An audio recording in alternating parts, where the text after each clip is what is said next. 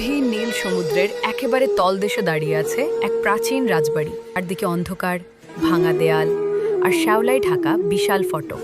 বহু বছর ধরে সেখানে কেউ যায় না, কারণ সবাই জানে এই রাজবাড়ি ভুতুড়ে।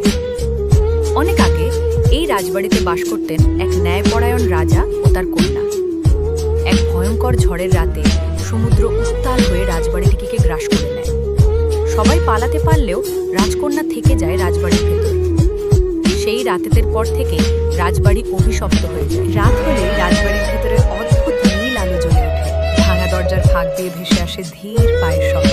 ছেড়া বলে তারা নাকি কারো কান্না শুনতে পায়। খুব শান্ত কিন্তু ভীষণ কষ্টে।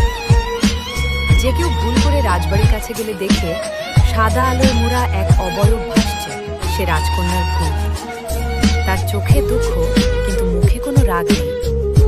সে কাউকে আক্রমণ করে না, শুধু রাজবাড়ি পাহারা দেয়। লোকেরা বিশ্বাস করে রাজকন্যা এখনো অপেক্ষা করছে।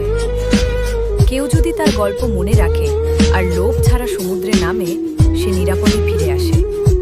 আজও গভীর রাতে সমুদ্র শান্ত হলে সেই রাজবাড়ির ভেতর থেকে ভেসে আসে এক রহস্যময় গান। এসএমটি কার্টুন চ্যানেলটি দেখতে হলে এখনই সাবস্ক্রাইব করুন।